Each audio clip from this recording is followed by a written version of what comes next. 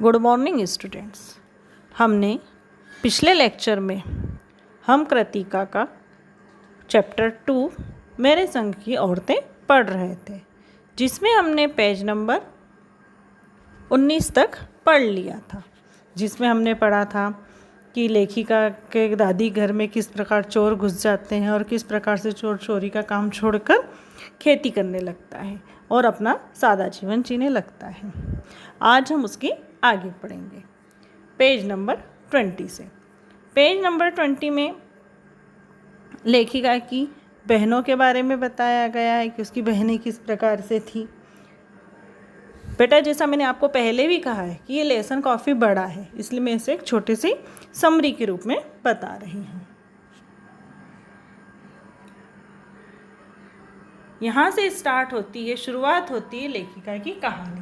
15 अगस्त 1947 को जब देश की आज़ादी मिली, या यूँ कहना चाहिए जब आज़ादी पाने का जश्न मनाया गया, तो दुर्योग से मैं बीमार थी। लेखिका कह रही है आगे कि क्या हो रहा है। जब 15 अगस्त था सन 1947 को, जब हमको आज़ादी प्राप्त हुई, आपको पता है हम 15 अगस्त को स्वतंत्रता दिवस बनाते हैं, तो जब उन्हें आज़ादी प्राप्त हुई तो लोग इसका जश्न मना रहे थे। जब लेखिका को क्या थी, वो बीमार थी। क्या हो गया था उसे? टाइफाइड का बुखार आ गया था।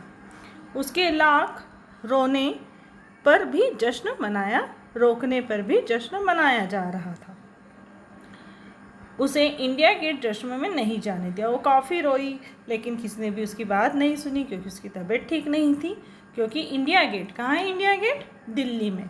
वहाँ इंडिया गेट पे जश्न मनाया जा रहा था। उसके पिता ने उसे ब्रदर्स कारामजो नामक उपन्यास दिया और कहा कि तुम इसे पढ़ो, शायद इससे तुम्हारा मन लग जाएगा, तुम रोना धोना छोड़ो। ब्रदर्स कारामजो उपन्यास पकड़ा गए।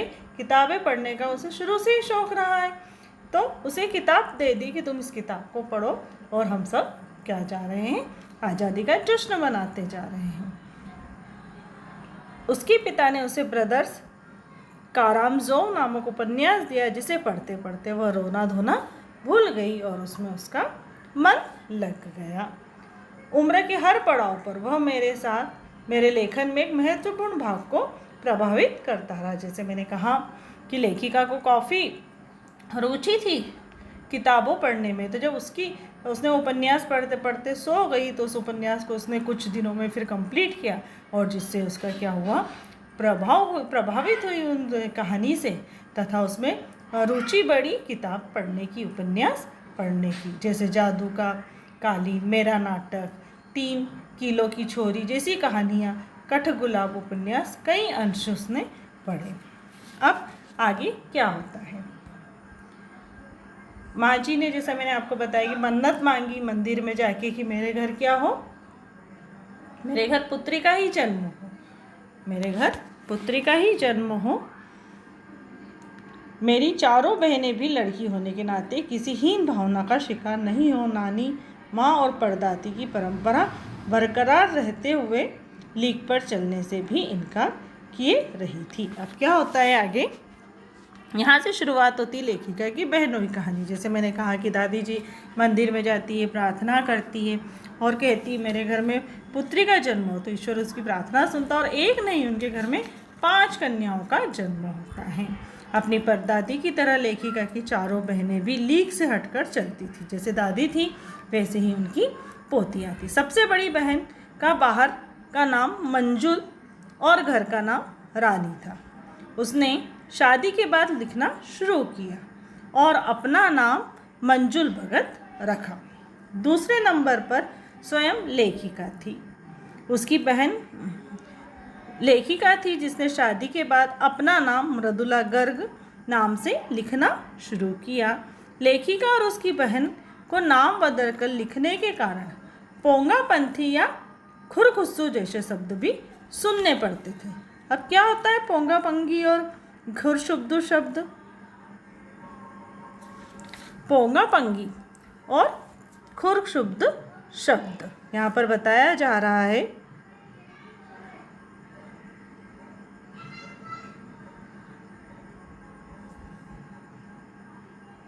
पोंगापंगी मतलब ब्रज मूर्ख, बेकार में मूर्ख व्यक्ति, और घर घुस्सो यानी घर तक सीमित रहने वाला। घर घुस्सो यानी अपन कहते हैं ना घर में घुसा हुआ रहता है, घर घुस्सो इस प्रकार के लोगों से शब्दों ने सुनने पड़ते थे, क्योंकि लेखिका हमेशा लिखती रहती थी इसलिए वो बाहर कम आती जाती थी, इसलिए घर घुस्सो भी उसे कहा जाता था। लेखिका की बात अब आती है दो बहनें और।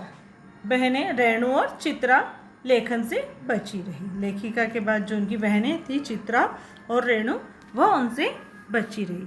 और जो सबसे छोटी बहन थी जिसका नाम था अचला, अंग्रेजी में लेखन कार्य करने लगी। सबसे बड़ी बहन भी लिखने की शौकीन थी, वो भी लेखिका कार्य करती थी। जो हमारी लेखिका है वह भी लेखन का कार्य करती थी। और उनकी दो से जो छोटी बहनें थी रेणु और चित्रा, लेखन से हमेशा बची रहती थी, वो कभी भी लेखन में रुचि नहीं लेती थी। लेकिन जो 5वें नंबर की बहन थी सबसे छोटी, जिसका नाम था अचला, वह अंग्रेजी में लेखन कार्य करने लगी। और उनसे छोटा भाई राजीव हिंदी में लेखन कार्य करने लगा। अब लेखिका की छोटी बहन रेणु बीए नहीं करना चाहती थी। जो लेखिका से छोटी बहन थी रेणु, वह बीए करना नहीं चाहती थी, पढ़ना नहीं चाहती थी, परंतु पिताजी और घर वालों का मन रखने के लिए उसने जैसे तैसे बीए कर लिया। बेटा बीए क्या होता है? हम 12th तक की स्टडी विद्यालय में करते हैं और उसके आगे की पढ़ाई जो है हम कॉलेज से करते हैं। तो जब हम 12th के बाद 3 इयर्स तक पढ़ाई कंप्लीट करते हैं उसे बीए, बीएससी, बीकॉम कहा जाता है। और जो तीसरी बहन थी रेणु, वह रेणु खुद कम दूसरों को ज़्यादा पढ़ाती थी। वो खुद तो कम पढ़ती थी लेकिन दूसरों को उनको पढ़ाने में काफ़ी रुचि थी, इसलिए उसके अंक अच्छे नहीं आ पाते थे। वह दृढ़ निश्चय थी, उसने एक लड़के को पसंद कर उससे शादी कर ली थी।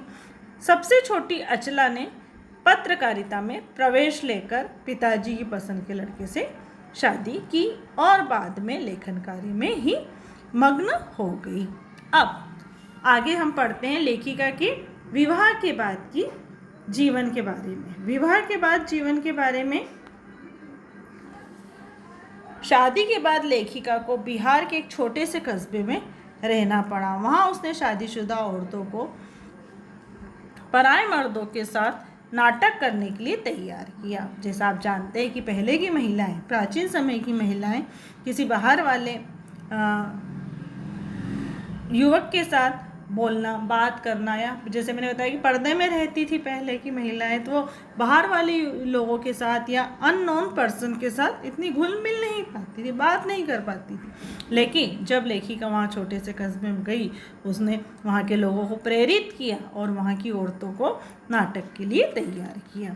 4-5 साल में कई नाटक किए तथा अकाल राहत कोष के लिए धन एकत्र किया। अब अकाल राहत कार्य क्या होता?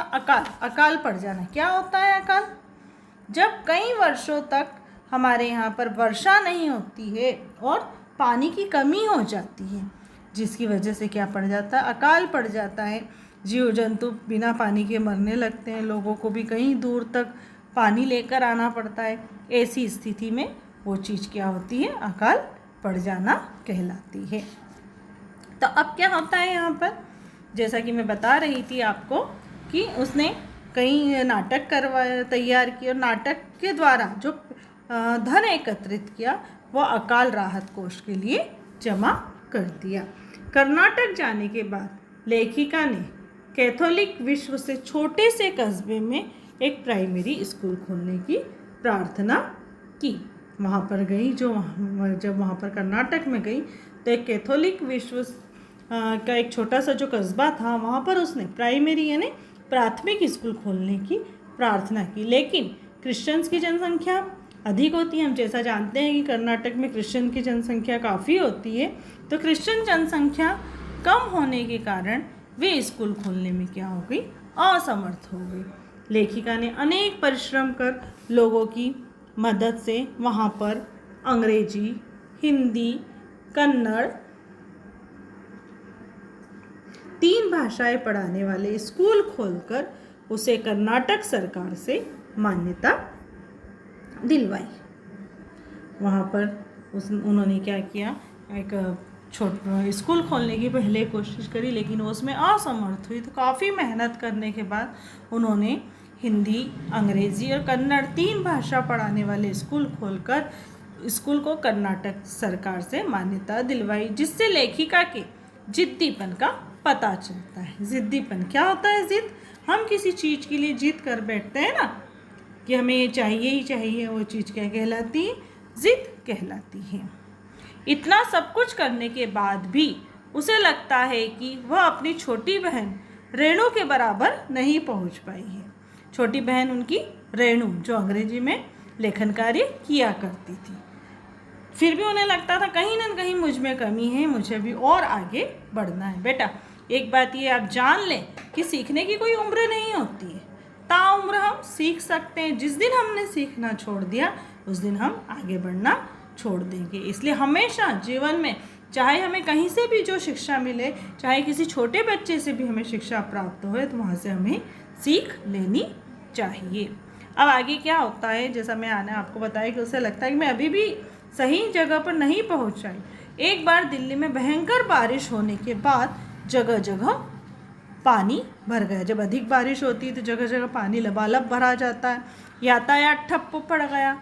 रेणु को इसके स्कूल से जब कोई लेने नहीं आया, सबके मना करने पर वह पैदल ही 2 मील स्कूल गई और स्कूल बंद देखकर लौट आई। लेखिका सोचती है कि उस दिन का रोमांच कैसा रहा होगा। पानी से भरा सुनसान शहर और अकेले अपनी मंजिल की ओर बढ़ते जाना, इस अकेलेपन का मज़ा कुछ और ही है। अब आगे क्या होता है कि जैसे उन्होंने बताया है कि फिर भी उन्हें लगता था कहीं ना कहीं मुझ में कमी, मुझे और आगे बढ़ना चाहिए।